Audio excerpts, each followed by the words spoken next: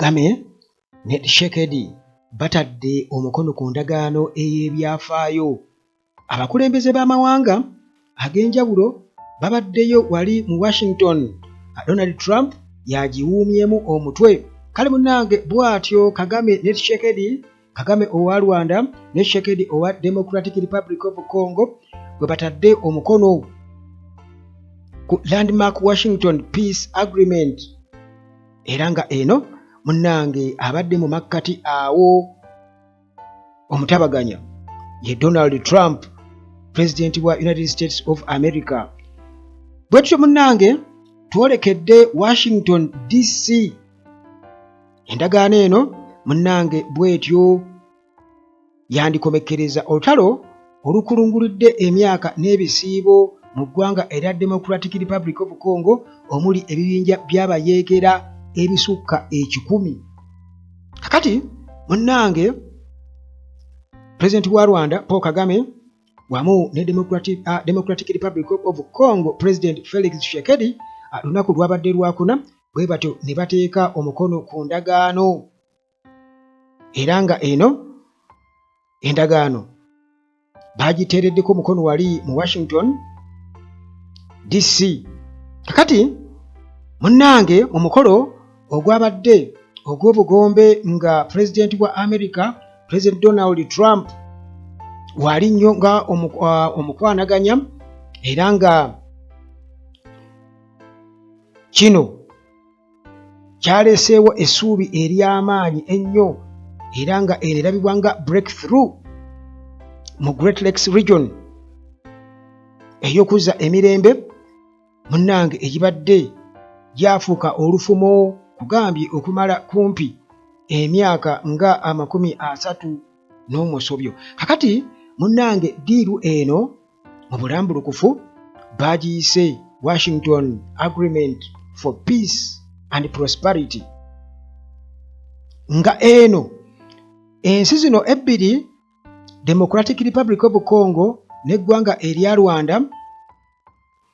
nga bano bakumulirwano oba bombi ba neighbors, bwe batyo bakubye ebirayiro okubeera nga bakomekkereza hostilities zonna ezigenda mu maaso bezibadde zigenda mu maaso mu region eyo. Kakati munnange bano era basazeewo okubeera nga groups zonna ezitali za zi government oba non-state armed groups zonna nga bazisaanyaawo, bazidismantlinga, era ne bakakasa ne bagarantinga nti ba refugees bwe batyo bajja kuba bakkirizibwa okubeera nga badda ewaabwe. Era nga munnange kino kigenda kuleetawo oba oliawo enkulaakulana mu byenfuna, kubanga jjukira nti amawanga mangi nnyo agatunuulira eggwanga era Democratic Republic of Congo. Ne Trump yabadde ayogera, yayogedde ku bugagga obuli e Congo, era n'agamba mugenda kukola ssente mmwe, mugenda kukola ssente. Kakati munnange Trump mu bigambo bye era yagambye nti ekibadde kigenda mu maaso mu region eyo mu ggwanga erya Democratic Republic of Congo kibadde kifumba mutuku okumala ebbanga, nti abantu kibamazeeko emirembe kumpi bwe bagendedde otuuka awo nga abantu abali eyo abasoba mu miliyoni 10 be balusuddemu akaba. Kakati munnange nti mu makati g'endagaano ebikulu mu yo kugambye nti bano basazibwa okubeera nga basaanyaawo baba dismantlinga, bajja emmundu ku bibinja by'abayeekera, era wano aba FDLR nga tobasudde mugulu kubanga tobeerabidde be bamu ku abo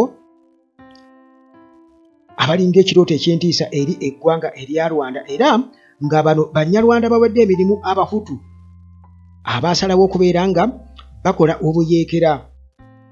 era nga bakolera mu buvanjuba oba eggwanga erya DRC oba Eastern Congo okuviira ddala mu makkati ga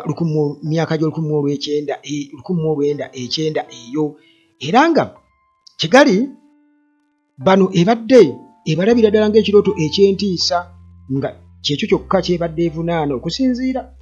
ku mawulire agafa e Kigali ebabadde nga bajja batugamba ebbanga lyonna nti kyebabadde bavunaana gavumenti ya DRC okubeera nti nno yabudamya aba FDLR era nga bano Bahutu abadduka oluvannyuma lwa 1994 genocide eyali mu ggwanga erya Rwanda bwe batyo ne baddukira eyo nga balina okubeera nga oba baali basuubira okuba nti balina okukomawo banunule ensi yaabwe. Kakati munnange Democratic Republic of Congo ne Rwanda bano era bakkaanyizza nti engeri gye bagenda okubeera nga bazza emirembe kigenda kwetaagisa kye bayise phased withdraw of all Rwandan military forces ne assets zaabwe okuva mu Democratic Republic of Congo nti bagenda kuggyayo amagye aga Rwanda galina okuvaayo balina okugajjayo okitegeera bagende mpolampola nga bagajjayo kubanga munnange ewatali wammwe tewabeera wammwe kati balina okubeera nga bagajjayo ndowooza nga bwe basootinga n'ensonga y'aba M23 kale munnange nti bino byonna nga babigasse wamu n'okumonitaringa oba monitoring mechanism nga egenda kuba nga ewumamu omutwe regional and international parties oba partners titebagenda kubanga bakikola bokka na bokka wabula ensi yonna mu region n'amawanga amalala bonna balina okubanga babatunuulidde. Kakati munnange nti framework era ya establishes timelines mu bagenda okubeera nga bajja emmundu ku non-state armed groups boogedde ku kiseera kigenda kutwala kiseera ki olwo bali opening humanitarian corridors obuyambi obwetaagisa okubeera nga butuuka ku abo ababonyeebonye mu njege eno ey'olutalo okumala emyaka ekisoba mu 3 nti corridors ezo zonna ziggulwe obuyambi busobole okubeera nga butuuka ku bantu mu ggwanga erya Democratic Republic of Congo era olwo barestoring state authority across conflict affected zones ebitundu byonna ebibadde byafumbekeramu abayeekera nga babiwamba nga gavumenti terinaayo buyinza kiba kitegeeza muganda wange eggwanga erya Democratic Republic of Congo ligenda kuba nga liteekayo amagye gaayo era liddemu likole establishment eya gavumenti obuweereza nga bwonna munnange busubscribinga ku Kinshasa. Kakati munnange mu kwogera kwe nga asinziira ali ku US Institute of Peace Trump yagambye nti endagaano eno egenda kukomekkereza ebikolwa eby'effujjo n'okuyiwa omusaayi era kireetewo chapter empya oba new era emirembe wamu n'okukwatagana wakati wa Kigali ne Kinshasa era bw'atyo n'agamba nti mu sizoni eno holy season bwe tutyo tutuuse ku kuteeka omukono ku ndagaano ey'ebyafaayo egenda okukomekkereza ezimu ku ntalo oba obutakkaanya obubadde bukyasinze okumala ebbanga eddene mu nsi yonna obumu ku obwo Trump bw'atyo be yategeezezza era bw'atyo n'agamba nti olunaku luno bwe tutyo tusobodde okubeera nga tusakisidinga oba nga tukuba olukumu mutwe ekintu abalala oba abangi bonna babadde bagezaako abali nga balemererwa bwe tutyo tulabika tutuuse ku lutalo lwaffe olw'omunaana okukomekkereza kasokedde ng'omwaka guno gutandika byabadde ebigambo bya Trump era bw'atyo n'atendereza nnyo Kagame ne Tshisekedi nga abavumu abakulembeze abavumu era mu ngeri y'okusaaga n'agamba nti ababiri bano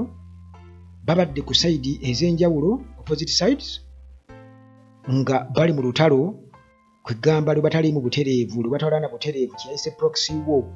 nga balwana naye nga ensi zombi teziri involved butereevu nga bakozesa ate abantu abagalaba nti Rwanda M23 Congo nga babazalendo n'abalala nga bebabalwanira ku saidi yaabwe. Kakati munnange n'agamba nti kino kigenda kuyamba nnyo nga bakwataganye era United States nabo okutwaliza wamu bagenda kuba baganyulwa naddala mu byenfuna buli nsi yonna nga bweneekola oba nga bwe zibadde nga zijja zikola naye nga ate zikolera mu mivuyo nga tewali kuzzaawo mirembe. Kati this time kikiseera bakole naye nga emirembe gibukadde mu kitundu ekyo. Trump era n'agamba nti agenda kubeera nga awagira bilateral mineral agreements ku njuyi zombi wakati w'amawanga abiri Rwanda ne Congo era n'agamba kigenda kusobozesa amakampani ga America okubeera nga gagaziya okutuuka mu bitundu ebyo ebirimu ebyobugagga nga babagezaako munnange okulaba nga bafosteringa economic stability. Kakati munnange ndowooza obutegedde birimu akasente nti minerals anti Congo yasayininga endagaano n'Amerika nti munnange jangu abasajja baagala kukola kirowoozi kati bino bibibala. Kakati munnange era yategeezeza n'agamba nti eno waliyo obugagga obutagambika mu kitundu ky'ensi kino ekirungi ekibalagavu. Bw'atyo Trump bwe yagambye nti buli muntu yenna agenda kukola ssente, Trump mu bigambo bye bwe yagambye. Era n'agamba nti Kagame munnange bw'alibadde owummula naffe kubanga ssente weeziri. Kino nno nyinza okukikwanaganya n'ebye nayogerako yadde nga Prime Minister wa Uganda yabaddeyo alupo naye babadde bawuliriza nga banneyipa naye awo munnange kirabika UPDF ebyayo birabika bikomye e Congo nga bwe nakutegeezaako nti eyo baali babaze nti ekitundu ekyo oba oliyo bali kyekomya baali bakibaze naye kati kirabika munnange Amerika yabirinnyamu baligenda kuddukirawa kale balina okukola kyonna ekisoboka balina okufiira wano. Kakati Kagame yeebaziza nnyo Trump kubeera nti yayingidde mu nsonga zino ne babako kye basalawo n'agamba nti efforts zonna ezibadde oba kaweefube yenna abadde agenda mu maaso international kaweefube okuva mu nsonda ez'enjawulo mu nsi yonna abadde nga yalemererwa okubeera nti nno ensonga eno bwe batyo bagikomekereza. Era n'agamba nti tewali muntu yabadde asaba Trump nti oba ayingire mu tasiki eno naye Kagame n'agamba nti region bwetyo ebadde efuuse ensonga kati alaba waliwo omukisa okubeera nti nno at least emirembe gibukala mu kitundu ekyo. Era n'agamba nti ye bwe baalabye omukisa ogwo bwe batyo ne bagwenyigiramu ne batasuula yadde akadde okubeera nga ba taking advantage. Era n'agamba nti Trump approach ye ey'oku avoiding okubeera nti taking a side oba nti awuliriza ono oba eri kyekintu munnange kigenda okuleetawo future prosperity, kyekintu ekigenda okuleetawo ebiseera ebitangaavu eb'ekitundu ekyo kuba nti Trump abadde tayimirira sayidi nti yeekubiire nedda. Kitegeeza nti Rwanda awo kati gwe muganda wange ampuliriza kitegeeza nti Rwanda awo oludde baagimugoleddeko dda ne Uganda nayo baagimugoleddeko balabika nga be baakubye ebbusu naye kati Rwanda tofaayo bino ebyobugagga bingi mujja kufuna temufaayo mwenna mugenda kufuna. Trump bwe yagambye mugenda kukola ssente. Kakati munnange era bw'atyo n'ategeeza nti kino bwe kityo kireeseewo embeera ey'okubeera nti buli kimu kye twetaaga okubeera nga tukomekkereza enjega eno mu agreement byonna biteekeddwamu. Kitegeeza nti kugenda kubeera mugaso gwaffe oba mulimu gwaffe okubeera nti tutuukiriza ebyo bye tukoze bye tukkaanyizaako era singa biremererwa wabawo ekigaanya kitegeeza si Trump yagenda okubeera ng'avunaanyizibwa ku ekyo okuleka ffe nga Kagame bw'atyo bw'agamba. Kakati ye n'agamba nti Kagame nti objective ya Rwanda oba ekigendo ekikulu ekya Rwanda kyali kya security okumala emyaka n'ebisiibo. Era n'agamba nti bo kye baagala essaawa eno kwe kulaba nti batunuulidde ensonga ey'ebiseera eby'emu maaso okubeera nti tebalinaawo kiyinza kubeera nga kibatiisa nga bwe gubaddenga. Kakati Tshisekedi ye n'agamba nti mu butuufu eno new era of cooperation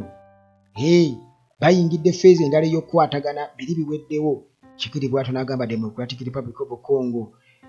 bw'etyo yayingidde mu ndagaano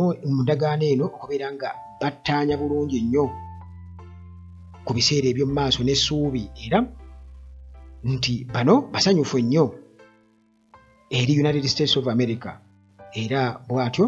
n'agamba nti ye watali munnange kulimba mu mutima gw'enkyooba just aseka busesi plastic smile, ne yeebaza nnyo President Donald Trump ne administration ye n'abantu ba America olw'omulimu gwe bakutte okubeera nti munnange batuuka ku kkula eryokussa omukono ku ndagaano. Kale n'akubiriza Kigali okubeera nga respectinga oba eteeka ekitiibwa mu ndagaano eyo, era n'agamba nti bateekeyo n'omutima gwabwe ne bateekemu buli kimu kye basobola. Era n'agamba yo kinsa kyegenda kukola buli kimu okulaba nti buli kimu bakikola mu bwerufu era mu bwesimbu. Abakulembeze ba Africa babaddeyo era ne beebaza, babadde ba diplomats bangi nnyo ku mukolo guno. Pulezidenti wa Kenya William Ruto era naye munnange yeebazizza nnyo n'agamba tulibadde lugendo luwanvu nnyo. Ruto era ne yeebaza nnyo Trump okubeera nti asobodde okubeera nga ayambako mu ngeri eno. Kale wabaddeyo n'abalala kati nga President wa Angola, President wa Angola Joao Lourenço yabaddeyo era n'agamba nti kino kigenda kuyambako mu region naddala okubeera nga basumulwa Great Lakes potential okuyambako mu global food and energy shortages.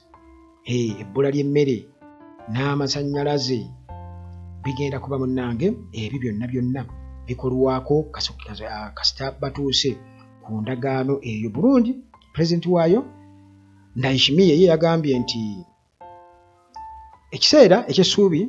bwe kityo bakituuseeko, naye n'alabula n'agamba nti okuteekeza mu nkola kirala, oba oli awo n'okusayininga endagaano birala, naye balina okubeerawo ne commitment, obweyamo ne babutuukiriza okubeera nti bibakkanyirizako mu ndagaano babiteeka mu nkola. Naye bw'otunuulira bino byonna engeri gye bifaananyeemu nti America kibi nnyo nti yeeyina okuwuuma omutwe ate mu nsonga za Africa. Ekyo nze kye nalibadde neeraliikirira, era sitiiru bagamba nti ffe ng'Abafirika tetusobola kusolovinga bizibu byaffe kubeera bamaliriza bakkaanyiza ate era nga bagabanya ebyobugagga. Wabula this time ng'ate America etwala kinene nnyo nti ebyobugagga byali badde bisigala wano mu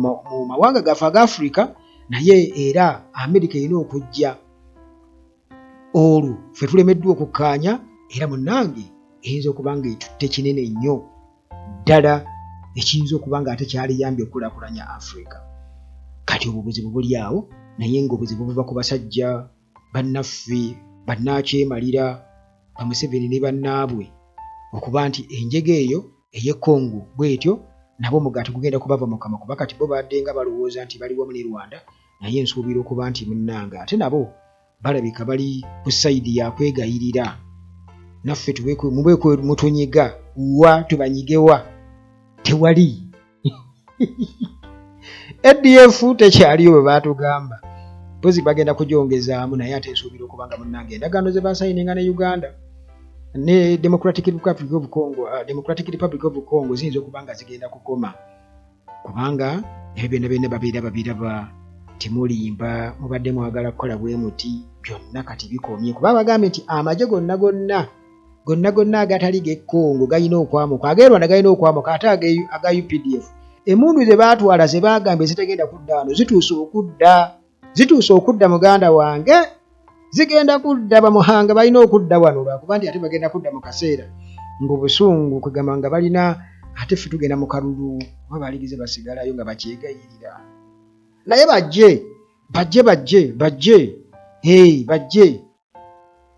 balowooza nti eggwanga balinyagulula bagende bakole ewalala naye kati kirabika essente ziyinza munnange okusigala wano